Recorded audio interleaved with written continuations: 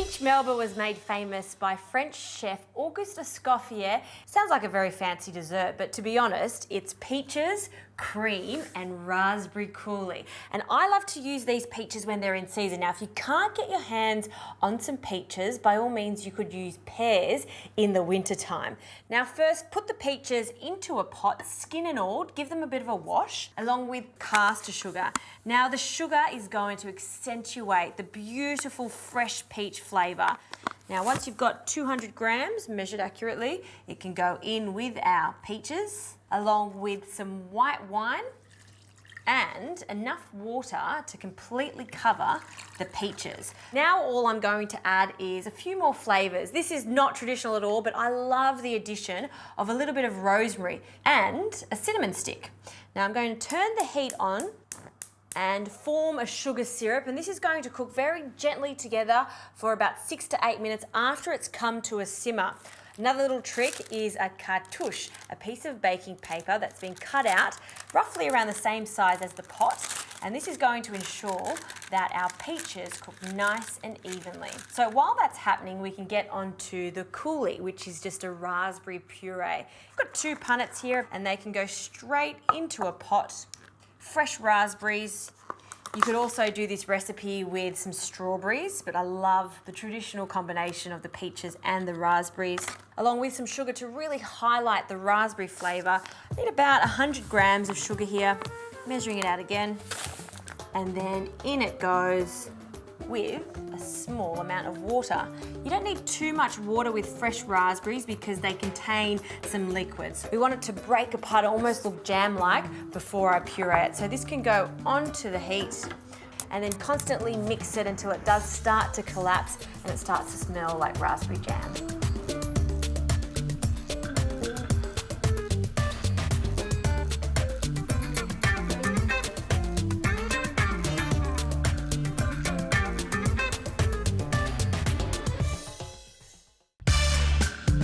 Now the peaches have cooked and they've cooled down completely in the syrup. Always very important not to overcook the peaches, so 6 to 8 minutes simmering is plenty. See how the skin has changed colour now? They're absolutely perfect and I can handle them, so I'll peel them in a moment. Have a look over here with the coulis.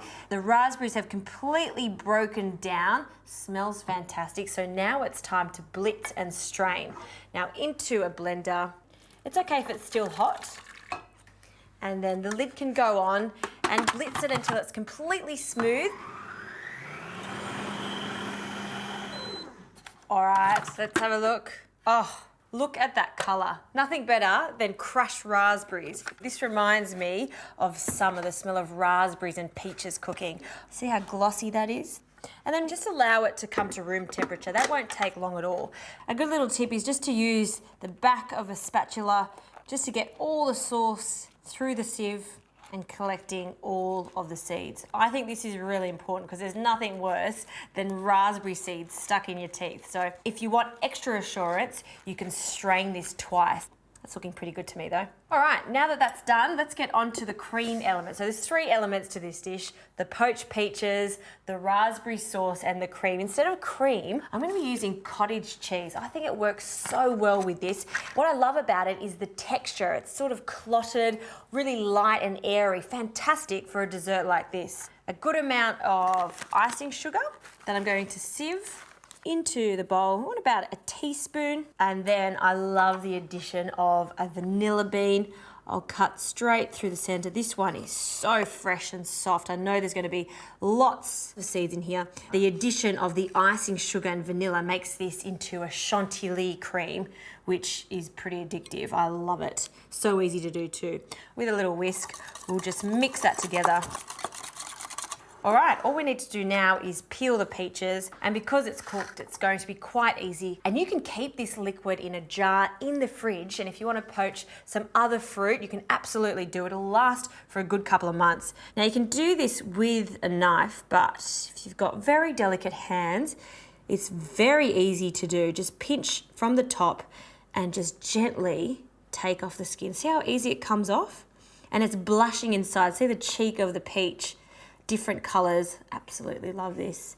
So very, very gentle. Almost comes off in one go. It's so fine. Perfect. Now to assemble this, I like to start with the cottage cheese on the bottom. See all the speckles of vanilla? Yum. It's gonna almost act like the bed for our peach.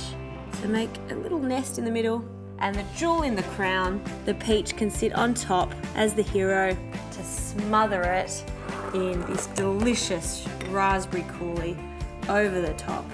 And you'll see it just stick to it. I don't think there's a dessert that beats that. It is so delicious. The soft, silky peach, you got fresh raspberry, and then the creamy, clotted cottage cheese. This is a simple dessert made by a very famous French man, but everyone at home can do this. So easy to do.